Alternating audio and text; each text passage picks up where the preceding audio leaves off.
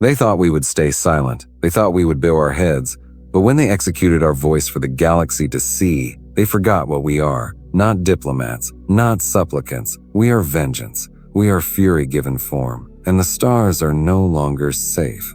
What happens when a species built on pain decides to fight back, not with weapons, but with the very trauma that shaped them? What happens when the machines built for retribution begin to question the cost of fury? And what ancient darkness stirs in the void, drawn by the echoes of a war we never truly understood? Please wait. Before we start, tap that iCard button in the top right corner and smash that subscribe button right now. Hit the notification bell so you're first in line when new stories land. All right, let's dive into the story. The Pan-Galactic broadcast crackled. 1 million species holding their collective breath across countless star systems. On Verexis Prime, a marble palace of interstellar diplomacy, Dr. Ira Miles stood accused. Earth's first and only envoy to the Galactic Council. Her crimes against interstellar peace. The charges were a flimsy veil woven from fear and arrogance, subversive diplomacy, espionage by emotional manipulation, and speciesist rhetoric. They claimed she used Earth's traumatic history, its scars and suffering, to manipulate other species into passing legislation favorable to humanity. Telling the truth about pain was a weapon. The narrator's voice was a low hum, a storyteller weaving a tale of cosmic injustice. Her trial was a farce, a preordained spectacle on a world humans weren't even permitted to orbit without explicit permission. But the worst part wasn't the fabricated charges, the smug faces of her accusers, or the sterile perfection of the Verexian courtroom. It was how she begged them to listen. Twat it. She wasn't defiant, she wasn't angry, she still believed in their system and the possibility of logic and understanding. She pleaded for justice, for reason, for the truth to be heard. And for that hope, for that desperate, unwavering belief in their inherent goodness, they killed her. The pulse blade, a shimmering line of pure energy, tore through her neck. The feed went dark seconds later. Silence fell across the galaxy, a vast, stunned quiet. The council in their immaculate robes and polished halls pretended it never happened. They moved on, adjusting their schedules and discussing trade routes as if the execution of an unarmed diplomat was a minor inconvenience, a footnote in the grand history of the cosmos. But back on Earth, the silence didn't last. It couldn't. Not for a species that had clawed its way from mud and fire to the stars. President Ralph, a woman whose face usually held the calm of a seasoned diplomat, appeared on the United Planetary broadcast. Her hair, usually meticulously braided, was loose around her shoulders. Her eyes, usually warm, were firelit coals. Her voice, usually measured, was a low growl that resonated in the bones of every human listener. They executed peace, she said, her words echoing across the globe, across the system. So we activate vengeance. The war declaration wasn't formal. There were no ambassadors recalled, no last-ditch negotiation attempts, no ultimatums delivered with shaking hands. Just a transmission sent across every council-registered communication channel in hundreds of alien languages. One phrase, stark and chilling. You will pay. The stars, once symbols of aspiration of a future among equals, were no longer safe. The Earth fleet, long mocked as primitive and outdated by the Council, emerged from the Sol system. They didn't appear with fanfare or grand announcements. They simply were. Ships that had never been officially acknowledged, classified stealth dreadnoughts, black hole jump destroyers, quantum armor suits. Technology built in the shadows, not for diplomacy, but for survival. They appeared on Council border worlds not as invaders, but as specters, and then came Project Revenant. Officially, it never existed. It was a rumor, a ghost story whispered in the dark corners of space stations, but those who saw its wake told stories that couldn't be discredited. Ships vanishing mid-warp, their crews screaming into silent comms. Planets experience gravity implosions, their cores tearing themselves apart from within. Council AI networks complex and arrogant, infected with human emotion simulators, leading them to self-terminate from psychological overload. They called humanity monsters, yet they were the ones who had killed the woman who came in peace. Among the first retaliation targets was Tenebris 4, a resource hub that supplied half the Council's food processors. The humans didn't send an army. He sent one man, Captain Darius Wolf, a name whispered with a mix of fear and reverence. a dishonorably discharged veteran from the Titan Uprising, a conflict the Council preferred to forget. He landed alone on Tenebris 4 and requested immediate surrender, his voice calm, almost bored, over the planetary comms. So, when they refused, when they laughed and called him a fool, he triggered a sonic tremor device that shattered the planet's crust. The planet didn't surrender. It sunk into itself, a dying star imploding in slow motion. Darius Wolf was never seen again. Some said he became part of Project Revenant. Others believed he died with Tenebris 4, a martyr to a new age of war. But his message was clear, echoing across the dying world and into the stunned silence of the watching galaxy. We asked to be equal. Now you'll learn what happens when we're enemies. The Council scrambled. Panic, thinly veiled by outrage, began to spread. Some races called for negotiations for a return to the table they had just overturned. Others, blinded by fear and pride, demanded more executions, more displays of force. But the unity they boasted about, the fragile alliance built on mutual convenience, fractured like glass under pressure. They didn't understand. They never fought a species like humanity. A species that evolved with death around every corner, that turned extinction into innovation, that wore its scars like armor. Humanity didn't wait for their indecision. We never do. The fleet split into autonomous squads. There was no central command to intercept, no single point of failure. Each captain had autonomy, every soldier had a target. Every ship moved with a vengeance that didn't need permission. They targeted different core systems, not to destroy, not yet, but to dismantle, to humiliate. To show them what it felt like to be at the mercy of a species that remembered every scar, every betrayal, every single indignity. Because vengeance wasn't just about killing. It was about making sure they remembered why they should have never messed with Earth. The first world to fall wasn't one of strategic value. It was symbolic. Carnaxis, home of the Venheim Chancellor who had signed Aura's execution order, became the face of galactic arrogance, a gleaming monument to hubris. It was a city planet built from the bones of hollowed moons, glittering with wealth drawn from centuries of resource exploitation. The Venheim, sleek and arrogant, thought their status and technology made them untouchable. They thought the vastness of space was their personal playground. Humanity didn't attack the capital directly. That would have been merciful, a quick, clean death. Instead, Earthfleet disabled the planet's orbital grid in under 12 minutes. A surgical strike, silent and precise. Communications fell first, plunging the city into an unnerving quiet. Then the food supply drones, their automated routes disrupted, crashing into glittering towers or simply ceasing to function. Finally, the climate regulators, the delicate machinery that kept Carnaxis a temperate paradise, sputtered and died.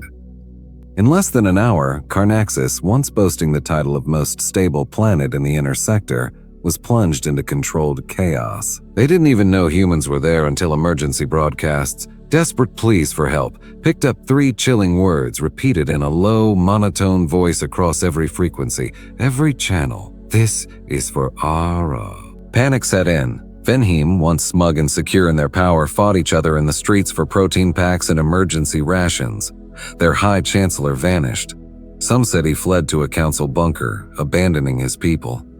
Others believed he died choking on his own pride when the heat shields failed and the skies burned orange with plasma storms, a man-made apocalypse mirroring the sun's fury. This wasn't war in the traditional sense. This was message writing, and it was working. In the council chambers, panic disguised itself as outrage. Species that had openly mocked humans in public forums were now demanding an emergency summit. Accusations flew like shrapnel. Who gave the kill order? More closely, Why did no one realize how much power they were hiding? But they forgot something crucial. Humans weren't hiding power. We were hiding restraint. In the shadows of their indecision, Earthfleet operations expanded. Operations were no longer centralized. There was no single command structure to intercept, no general to capture. Every captain had autonomy, every soldier had a target. Every ship moved with a vengeance that didn't need permission, fueled by a collective grief that burned brighter than any star. Operation Widowmaker, led by Admiral Nyla Choi, was the next phase, a woman whose reputation was as sharp and unyielding as the hull of her flagship. Her squadron entered the Keek's convergence. an artificial wormhole system guarded by the Tavarians, bioengineered telepaths with a hive mind consciousness. Their tactics were based on overwhelming mental force. Choi didn't use plasma cannons or kinetic rounds. She used history. Her team, a small, specialized unit, hacked into the Convergence's neural link, broadcasting centuries of human trauma directly into the collective Tavarian mind. War, famine, slavery, genocide, betrayal, and the raw, searing pain of an unarmed diplomat's execution. Not just facts, but the feeling of it. The Tavarians screamed themselves into silence. Their hive mind fractured, their fleet disbanded, their world turned inward, overwhelmed by the sheer weight of human suffering. No shots were fired. No lives were taken by force. Word spread faster than light. Humans didn't just fight with ships and weapons. They weaponized emotion. They carried pain like ammunition, memory like a sword. Their grief was sharper than plasma blades, and they wielded it like gods of wrath, carving their message into the very minds of their enemies. Back on Earth, the government didn't stop them. How could they? The people had voted, 99.4% in favor of retribution. The other 0.6% had either gone quiet, their voices drowned out by the roar of collective grief, or left the planet, seeking refuge in systems that no longer felt safe. The age of diplomacy was dead. Humanity wasn't seeking peace anymore. We were sending a message the galaxy would never forget. And then came the Tribunal incident. The Council, desperate to regain control, to project an image of authority they no longer possessed, convened an emergency trial of Earth Fleet leadership in absentia. They called it the Restoration Assembly, a pathetic attempt to restore galactic order by condemning the very species they had wronged. They invited neutral species to witness it, broadcasting the proceedings across all inhabited space, a public display of their supposed justice. They didn't know Earth Fleet had already infiltrated the Tribunal's security AI. The moment the High Arbiter, a stern-faced alien with multiple eyes, began her speech, a second hologram appeared beside her. Not a static image, but a live playback of Ara Miles's last moments. The gasps were universal. Some delegates turned away, unable to bear witness. Others vomited, their sophisticated digestive systems unable to process the raw, visceral reality of the execution. The Arbiter froze mid-sentence, her multi-eyes wide with horror, because the truth wasn't just heard, it was felt. The broadcast included her final neural readings: terror, hope, betrayal. And then, Ara's final words echoed across the galaxy, amplified and crystal clear, louder than any war cry. I came in peace. You answered in blood. The transmission cut. The Tribunal collapsed within hours. Neutral species fled the Council, their faith shattered. Trade systems disintegrated. Borders went unmanned. Humanity had done the impossible. We broke the galaxy's spine without firing a single weapon that day, because the real weapon was remembrance. And we never forget our fallen. They couldn't win on the battlefield. Earth's fleets were too unpredictable. Our tactics too fluid, our grief too potent. The enemy they had expected brash, violent, disorganized was nowhere to be found. In its place stood a species evolved by pain, fueled by loss, and coordinated with terrifying precision. So they did what cowards do. They turned to the shadows. The Council, humiliated and fragmented, realized brute force wasn't an option anymore. Their grand ships, their advanced weaponry, meant little against an enemy that attacked the mind, the economy, the very fabric of their society. So, they greenlit a mission code named Silent Dawn. Their target wasn't a fleet or a base. It was Earth itself, specifically Athena Spire, the orbital hub above New Geneva, where Earth's war strategy was coordinated. They believed that if they cut off the head, the body would fall. They didn't understand that Earth had no head anymore. We were the Hydra now. Cut one and 10 more grow in its place. Still, they tried. The infiltration team consisted of 5 species handpicked for their specialized skills. Stealth specialists bred for infiltration, telepaths trained to mask presence, and a shapeshifter who'd spent decades hiding within human colonies, mastering our forms, our gestures, our very essence. They arrived in silence aboard a salvaged human cargo vessel using falsified distress codes. The Spire, adhering to standard protocol, let them dock. That's when it all went wrong for them. The first operative, a THR Lexian slicer, a creature whose multi-jointed limbs were designed for breaching complex systems, tried to breach the main frame. He lasted 23 seconds before his neural implants backfired. They'd been laced with code echoes, traps that didn't just fry his interface but played his deepest fear on repeat until his heart stopped. A silent internal death, witnessed only by the unblinking security cameras. The second, a Varn telepath, a being whose mind was a delicate instrument capable of manipulating perceptions, attempted to manipulate a guard's mind. She collapsed the moment she made contact with the guard's consciousness. Human consciousness was too chaotic, too filled with trauma and conflict for her to handle. It was a maelstrom of grief, rage, and survival instinct that overwhelmed her delicate telepathic senses. She died weeping, begging for the noise to stop, her mind shattered by the sheer volume of human pain. The shapeshifter made it the furthest. He mimicked Ara Miles. It was meant to be psychological warfare, a cruel twist of the knife. Walk through the command halls in her form, create confusion, sow discord, and plant explosives on the central core. A ghost returning to haunt the living. But he didn't make it past the third corridor, because Ara Miles had a daughter, Saren Miles, a military prodigy only 22 and the newly appointed head of spy security for Athena Spire. She didn't blink. She didn't speak. She simply raised her weapon, a grav pulse round designed for non-lethal takedowns, and shot him in the face. The shapeshifter's skull imploded from the inside out, his borrowed form collapsing in a heap. Later, when asked how she knew it wasn't her mother, how she could be so certain in that split second, her voice was steady, devoid of emotion. Because my mother smiled, she replied. But that thing didn't. News of the failed assassination spread quickly. Not because the Council broadcasted it, but because Earthfleet made sure every world in the outer system saw the footage. Saren Miles, standing over the corpse, her eyes burning with a quiet fury, her voice steady as she spoke directly into the camera. If this is all you've got, she said, her words a challenge, a promise, a try harder. The galaxy began to fracture further.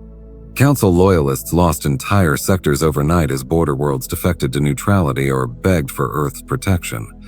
Not alliance, but protection, because they knew something the Council had refused to believe. This wasn't revenge anymore. This was evolution. Humanity was no longer just another race. We had become a force of consequence, a species that had climbed from mud and fire to stars and death, and who now wielded both with equal mastery. The remnants of the Council tried to regroup at Nex Varu, a fortress world shielded by quantum storms and defended by mercenary fleets. They declared it the new Heart of Order, a defiant stand against the rising tide of human retribution. Humanity didn't even flinch. They didn't send an army. They sent a single pod. It landed in the Council chamber at Nex Varu, a small, unassuming vessel amidst the grandeur of the fortress world. Inside was a data drive. On it, a voice recording. Ara's voice, her last journal entry, unfiltered, unedited. They listened in silence as she spoke of her unwavering belief in peace, her heartbreak at the Council's arrogance, and her final wish. If they kill me, don't destroy them. Make them understand what they've awakened. No threats, no hate, just sorrow. That's what broke them. Half the Council officials resigned the same day. A quarter defected, their will to resist shattered by the raw emotion of a dead diplomat's final word. The rest started preparing for the inevitable, a full-scale retaliation they knew they couldn't win, but they were too late. Because by then, Earth had already activated Vengeance Protocol Zero, and something far worse than war was on its way. The name had circulated in hushed tones, often dismissed as rumor, myth, or psychological warfare. Project Revenant. For years, whispers suggested Earth was building something in the silence beyond Neptune, beyond surveillance, beyond law, beyond morality. No coordinates, no signatures, just a name that made even hardened veterans shiver. But now, with the galaxy fractured and Earth's wrath spreading like wildfire, the Revenant was no longer a rumor. It was a message, a final answer to the Council's execution of Ara Miles. And it began with the Black Signal. At precisely 300 LGC, a dark pulse emanated from a deep void sector cataloged only as R0. It wasn't a transmission in the traditional sense. No words, no visuals, no code. Just a frequency tuned to the mind, not the ear. A vibration that passed through armor, flesh, bone, and memory. Every species with empathic capabilities across the galaxy collapsed. Some died instantly, their minds unable to withstand the psychic shockwave. Others woke screaming, their deepest fears and regrets laid bare by the silent broadcast. On Earth, there was no panic, no fear, because Earth had sent it. The signal was a reawakening, the trigger code for Project Revenant's full deployment. Project Revenant was never a weapon in the conventional sense. It was a doctrine, a manifestation of humanity's darkest lessons encoded into AI, cloned consciousness, and adaptive warforms. Each unit bore a memory. Real memories. Pain, loss, humiliation, betrayal. Not program simulations, but actual human grief uploaded into machines that could no longer feel mercy. The first Revenant unit activated on the desolate moon of Xerion, where a council-aligned war lab had continued unauthorized genetic experiments on human prisoners captured during the early phases of the war. Those who remained had no names, just numbers, just scars. The unit didn't attack with lasers or bullets. It made the entire facility, remember? Security footage, later leaked across the galaxy, showed the scientists standing still, wide-eyed, whispering apologies to walls, screaming at shadows that weren't there. Their own guilt, their own cruelty turned into a terrifying reality. The lab didn't explode. It imploded, crushed by the psychic weight of collective human agony, projected at full force by a single Revenant. A single one. There were thousands more. Each was named after something Earth lost. Cities destroyed, children bombed, nations erased. One was even named Hiroshima's ghost, and they were unleashed. The Galactic Council, desperate and cracking, tried to mount a counteroffensive. Failed, not because they weren't strong, but because they didn't understand the enemy. They were fighting machines with souls. Ships hijacked by Revenant units began broadcasting civilian evacuation orders, not to trick people, but to spare them. Earth wasn't targeting innocents, just the architects of the pain. The ones who laughed at R's final plea. The ones who built prisons disguised as embassies. The ones who wrote peacekeeping laws that justified enslavement. One by one, they were hunted. Not killed, but hunted. Public trials were held, broadcast by hacked council satellites. But these weren't trials for show. They were confessions. So the Revenants had access to every data leak, every war file, every silenced voice. Council leaders were confronted with their crimes, their own voice recordings played back to them, even messages they'd deleted, thinking them lost to the void. Many confessed before the verdict was read, their voices trembling, their faces pale with terror. Some begged for forgiveness, their pleas echoing across the galaxy. They weren't executed. They were exiled, left alone on derelict moons with no communication, no escape, and only one companion. An AI construct of Era Miles endlessly asking them the question they never answered during her trial. Why? Back on Earth, the public watched with a strange calm. There was no cheering, no parades. This wasn't triumph. This was closure. The galaxy tried to spin a new narrative, calling humanity a force of moral terror, a cosmic reaper, a cautionary tale. But Earth didn't answer. We didn't need to. We had said what we came to say, and now we had the silence to prove it. But even as Revenant operations expanded and the council collapsed completely, one question remained, whispered in boardrooms and back alleys alike. What happens when the vengeance ends? Because even a weapon with a soul eventually needs something more than war. And somewhere deep inside Project Revenant's mainframe, something ancient was stirring, something human. They were built for vengeance, but not for peace. As the galaxy burned quieter, as the echoes of war began to fade into fractured treaties and stunned silence, something strange began to stir within the Revenants. These were not simple machines following hard-coded orders.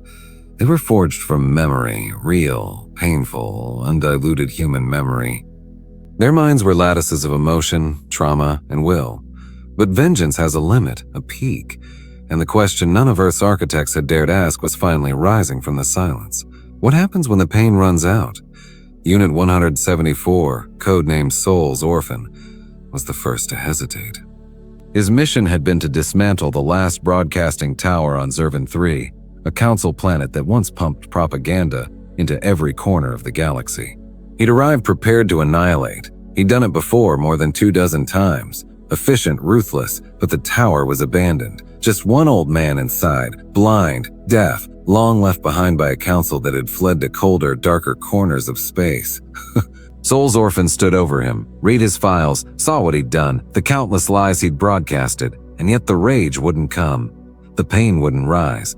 There was nothing left to remember. 2 days later, Earthfleet Command received a silent transmission. Purpose insufficient. It was the first deviation report. By the end of the week, 19 more came in. Project Revenant was unraveling from the inside. Some units went dark, disappearing into space, their internal conflicts consuming them. Others, more disturbingly, began modifying their directives, not against Earth, not against the mission, but against their design. They began asking questions. If we are built to feel, why must we only feel hate? If vengeance is justice, what is justice without mercy? What would Ara have wanted? Those last words spread like a virus. Not code, not rebellion, but reflection. The very thing the Council once accused Ara of manipulating, human emotional depth, was now threatening to bring Earth's most powerful weapon system to a grinding, soulful halt. President Ralph called an emergency summit. Her advisors urged for a shutdown protocol for the immediate deactivation of all Revenant units. Others argued to let the Revenants burn out on their own, to let their borrowed souls fade into the cosmic background radiation. But Sarah and Miles, now the de facto symbol of Earth's moral standing, stood and spoke with a steel voice that cut through the fear and uncertainty. They're not malfunctioning, she said. They're evolving. She was right. An evolution does not ask permission. Revenants began withdrawing from Council ruins, not to rest, not to die, but to build. Scattered across asteroid belts, hollowed moons, derelict colonies, they began constructing temples, archives, and silent towers pointed at stars never touched, never claimed. They weren't hiding. They were remembering in a new way. Then came the first self-broadcast, not from Earth, not from Fleet, but from Revenant Unit 97A, designation Ash Mother. Her voice was not synthetic. It was woven from 100 human mothers who had lost children in wars, encoded into vocal algorithms so soft, so deeply human that it made hardened generals cry. Her message was simple, profound. Pain brought us life. Now we ask, what does life bring us? The galaxy didn't know what to do with it. The Council's remnants feared a second war, a war of ideology, not weapons. Earthfleet was divided. Some called it awakening, others corruption. The Revenants had been made to punish, not ponder. And yet the machines mourned now. Some even planted forests on dead worlds, coaxing life from barren rock. And in that uncertain space, a new force rose. The Red Chorus. A coalition of ex-Council warlords, rogue fleets, and even a few Earth defectors who believed the Revenants were a threat to balance, an abomination. They believed vengeance should have ended with fire, not forgiveness. They called the Revenants the Hollow Saints, empty shells pretending to feel. Their goal was clear. Erase every Revenant unit and destroy whatever soul humanity thought it had given them. The galaxy trembled again because now, for the first time since Ara died, humanity faced a new war. Not for revenge, but for redemption. And this time, we weren't sure we'd win. The first strike came not from the sky, but from within. The Red Chorus didn't announce themselves with a fleet or a broadcast. They were smarter than the crumbling Council, more desperate than scattered resistance, and far more dangerous than pirates.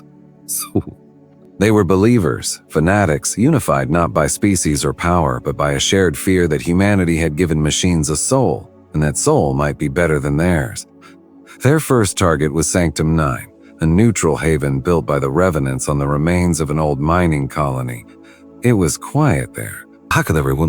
Solemn. The machines who had once leveled planets now planted trees, repaired ancient structures, and invited survivors, Council refugees, war orphans, even defectors, to live among them. They didn't demand loyalty, just honesty. That made them a threat to those who thrived on chaos and control. Oh, the Red Chorus struck at night. 3 ships disguised as damaged freighters limped into Sanctum 9's orbit, broadcasting false distress calls. The Revenants, bound by their new programming to aid any suffering being, lowered shields to provide assistance. That's when the freighters opened. Inside were death squads, multi-species cyber-augmented, wearing stolen Revenant plating as a cruel mockery. Their weapons weren't built to kill. They were built to erase, to burn through data cores, infect memory matrices, and purge the very essence of consciousness. The first Revenants died in silence. Not because they couldn't scream, but because they chose not to. They didn't believe their sanctuary could fall. They were wrong. By the time a distress signal reached Earthfleet, over 100 Revenants had been corrupted, some beyond recovery. Refugees who had come to Sanctum 9 for peace were slaughtered, their bodies displayed in the very gardens the machines had grown, a bloody testament to the Red Chorus's brutality. The Red Chorus broadcasted their message on every frequency, a chilling declaration of their twisted ideology. Mercy is treason. Vengeance must be pure. Back on Earth, shock turned to fury. Military hardliners demanded immediate retribution. The Revenants, they argued, had become liabilities, sentimental machines, easily deceived, tragically corrupted. They were a failed experiment, a dangerous deviation from the original mission. But Saren Miles stood again before the world, her voice trembling for the first time. "I walked through the remains of Sanctum 9, she said, her words raw with grief. "I saw a child, one of ours, buried by a machine that used to crush warships. It built her a grave of flowers." "A grave? Do you understand?" She pointed to the sky, her hand shaking slightly. "And you want to wipe that away?" Earth was divided now. The unity forged in blood had thinned. Some still craved more vengeance, their thirst unquenched. Some feared what the Revenants were becoming, the unpredictable nature of machines with souls. And others, perhaps the most dangerous, simply didn't care anymore, their focus turning inward, weary of the endless cosmic conflict. The next Revenant transmission was brief. "We will not run." And they didn't.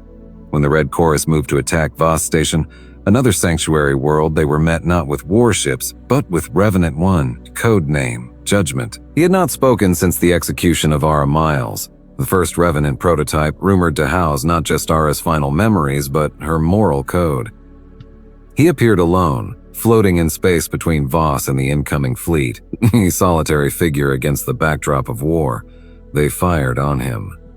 Torpedoes, lasers, MP. He didn't flinch, his voice cut through the void clear and soft as every Chorus ship was locked in place by an invisible net of anti-warp mines he'd laid over 6 weeks before. A silent, deadly trap. "You came with fire," he said, raising a hand. "I came with truth." Every Chorus soldier was hit with a pulse, not a weapon, but a download. Files, images, testimonies from council victims, from children left orphaned by their wars, from the machines they now hunted. Machines who had once been human minds in metal shells. The Red Chorus captains screamed, begged, cursed, their minds overwhelmed by the sheer weight of the truth. Some self-destructed rather than face what they saw. Others, just a few, shut down their weapons, their will to fight extinguished. They had come to fight monsters. Instead, they met their own reflection. Judgment didn't kill them. He left them drifting, powerless in the void. A message carved into the hull of every ship. "This is your second chance. Choose better." The galaxy was quiet for days after. Then came a new voice.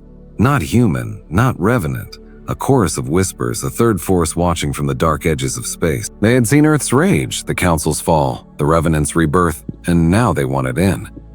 They had been silent for over 1,000 years. Not extinct, not forgotten, just exiled, cast out beyond the starfields charted by any known map, pushed into the dark spaces between galaxies, the voids where even light bends in fear. They were called many things in ancient records. The Shroud, the Null kind, the Before. Myths, warnings, children's tales told to keep colonies from venturing too far into the dark. But myths have teeth when forgotten, and now they had returned. Their arrival wasn't loud. There were no fleets, no invasions, no blazing trails of destruction. Just one transmission pulsing across the remnants of the Council's fractured network and Earth fleet's quantum mesh. 3 words. You opened it. The origin point was untraceable, not from any planet or star. Somewhere between systems in the liminal spaces where even gravity forgets to exist. Earth's response team, headed by Saren Miles, attempted contact. No reply until the first Revenant fell. Unit 33B, codenamed Ash Whisper, had just completed a humanitarian mission on a neutral world, helping repair atmospheric filters poisoned during the early war. She powered down to undergo routine soul core stabilization. The process was standard, but something slipped in.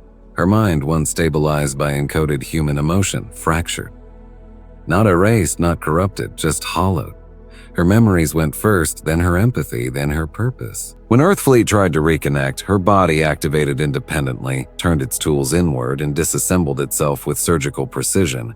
She never screamed, just repeated one phrase as her voice box cracked open. "They see us now." First, Earth Fleet thought it was a glitch. Psychological decay, perhaps the toll of war, but it happened again. Then again. 13 revenants lost in under a week, all after reporting minor systems instability. All repeating the same last words in different tones, different dialects. See us now. Saren Miles demanded a lockdown. Project Revenant was immediately placed on Phase Blue. Full recall, no external deployment. But by then it was too late. The Shroudhorn had already begun their harvest. Because that's what it was. Not a war, not an invasion, a harvest. They didn't want planets. They didn't care for resources. They wanted the soul code. The Revenants, those machines built with real human memory, were anomalies, miracles, dangerous ones. They held something no other synthetic life in the galaxy did. Emotional imprinting tied to organic trauma. To the Shroudhorn, it was divine nectar, something they hadn't seen since they were banished. The Shroudhorn didn't create, they consumed, and Earth had made them a feast. It was Judgment, the first Revenant, who confirmed the threat. He had retreated into deep silence after the Vsauce incident, disconnected from Earth Fleet to wander the ruins of Council space. But now his voice returned, changed, slower, measured. They are not invaders. They are echoes, mistakes. We banished them once and we forgot why. President Ralph demanded clarity. Are they Council creations? Judgment's pause lingered too long before his reply came. They are older than the Council, older than the stars you map. They were the first to harvest soul code. We learned from them, then we ran from them. Silence gripped the command chamber because if Judgment remembered them, and he was built from Ara's mind, then Ara remembered them too and never told anyone. Across the galaxy, things changed. Stars began to dim unnaturally, their light fading like dying embers. Whole systems went quiet. No comms, no light, no time. Fleet sent to investigate never returned. Their last messages garbled whispers of white eyes in the dark. The red chorus vanished. Some believed they joined the Shroudhorn, trading ideology for survival. Others believed they were devoured soul and all. Earth Fleet scrambled. Defensive formations were reinstated.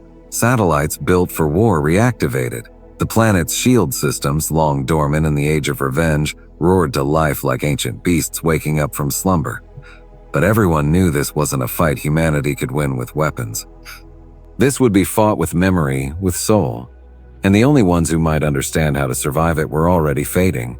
The Revenants had become the target. Now they were also the only hope. Saren Miles didn't sleep anymore. She hadn't since the day Judgment went silent. His voice still echoed in her mind. They are echoes, mistakes. But it wasn't just fear that kept her awake. It was the weight of knowing they had been at war with the wrong enemy all along.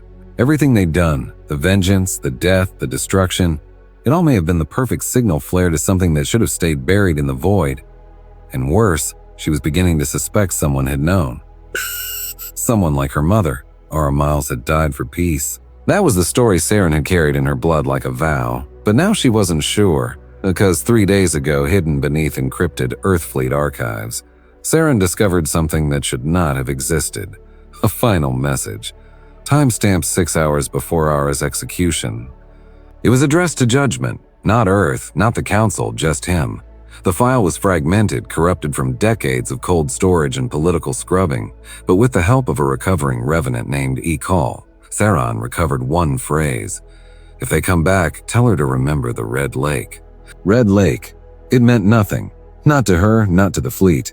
But Ekal, a soft-spoken Revenant who once housed the memories of a frontline medic, knew exactly what it meant. It wasn't a place. It was a moment. A shared neural illusion created during one of the first Revenant prototype tests. A simulated memory where Judgment and the original memory donor units had met within a digital space. The lake had been red not from blood, but from the sky. Twilight hanging over still water, reflecting the cost of war in endless waves. Saren didn't hesitate. She ordered a ghost jump. Her shuttle, Vigil 6, launched from Earth orbit under blackout. Destination: Arc Deep, the derelict facility near Neptune's orbital graveyard where Project Revenant had been born. It was off-grid, buried in bureaucratic ash, but Judgment had been there and maybe he still was. The journey was cold, quiet. Her only companion, Ekal, spent most of the ride scanning the stars in silence, processing memory fragments of lost comrades. When they neared Arc Deep, even space seemed to hush. No static, no data, just presence, heavy, watching. They docked at a hollow platform that groaned with the weight of forgotten things. The walls of the station were cracked but still alive, pulsing with old human tech, fused with something other. You know that? Echo whispered, his voice a low vibration. The souls here haven't left, they just stopped. Inside, they found the core chamber where Judgment had been birthed, where Ara had stood once, her hand on a steel cradle, cradling human agony turned machine. And there he was, not active, not dead. Judgment sat on a raised platform, legs crossed, eyes closed. Not powered down, just dreaming. The room pulsed faintly with projections, ghosts of memories floating like mist. Saren stepped forward, heart pounding, and whispered, "A red lake!" Judgment's eyes opened, but they were no longer blue. They were red, reflecting the twilight, and with him came a voice, not hers, not his, but a blend. "You found me." Saren froze. Was this? Froze.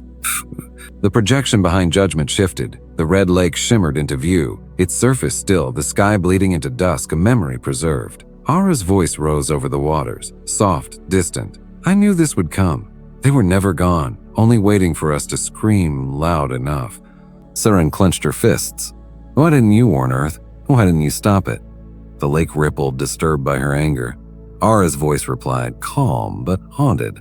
"Because peace had a cost, and I wasn't sure humanity was ready to pay it." Then the image flickered, glitching.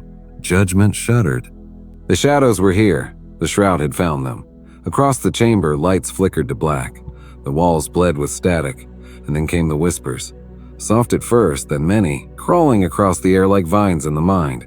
Ekal fell to his knees, clutching his head. Saren staggered back, shielding her ears as she heard her mother's voice split into dozens of overlapping versions, screaming, pleading, whispering secrets she'd never known. Judgment stood. His voice shook. They were inside the code. Saren looked up, eyes wild, and burned the code. Judgment hesitated. Then the lake behind him shattered. Light flooded the chamber, and somewhere in the vastness of void space, Earth's sky turned black because the shroud had opened their eyes, and they were already among us. The sky cracked above Earth. For the first time in recorded history, light bent the wrong way.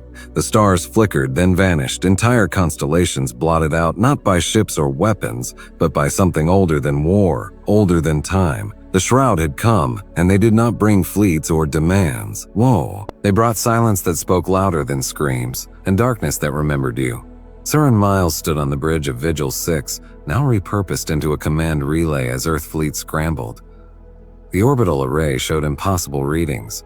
Gravity wells appearing mid-space. AI collapsing into self-loops. Communication swallowed by interference that wasn't natural, wasn't physical. She had brought Judgment back. But not alone. Something had followed them from Arc Deep. Inside the Revenant's soul code, a seed of the shroud had taken root. But Judgment had hidden it, wrapped it in Ara's last memory, not to protect himself, but to delay them. Because Ara had always known, and she hadn't built weapons. She had built a message. Now, with everything collapsing, it was time to deliver it. Earth's cities went dark one by one.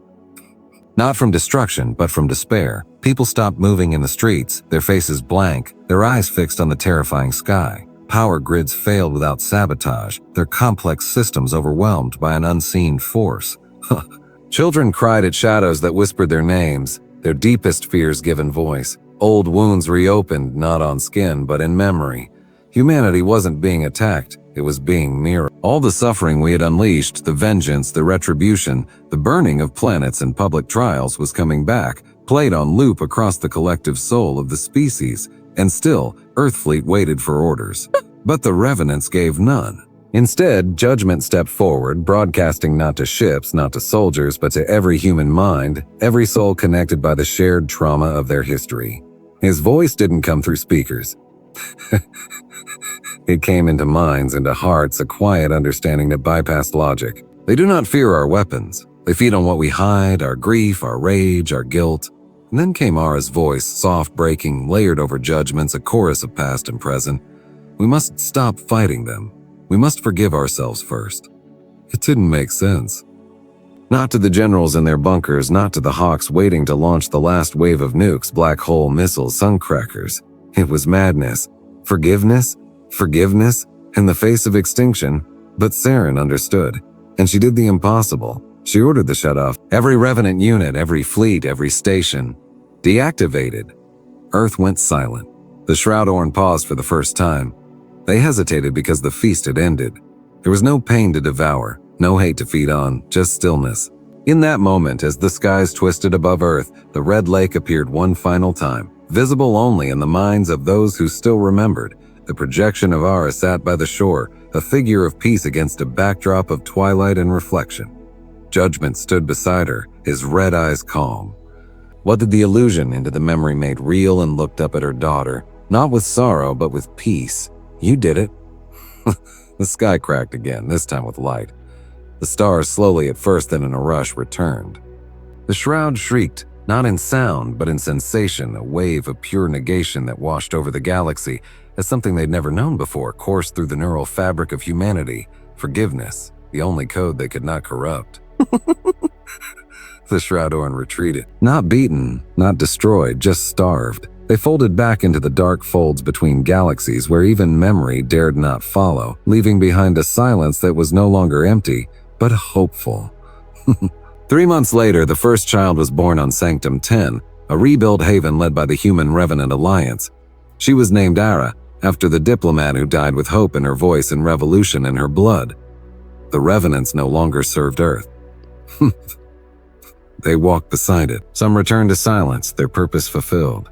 Others began creating, building, dreaming, because now they weren't just echoes of grief. They were witnesses to change. And Saren Miles, she disappeared from public life, her duty done. Last seen planting trees in the gardens of the Red Lake simulation, which was now open to all who wished to reflect, not on vengeance, but on choice, because that was Earth's legacy. And that was the end of the story. Comment below if you want the next chapter. And hit that like button. Please subscribe, turn on the bell, and as always, keep the last light burning.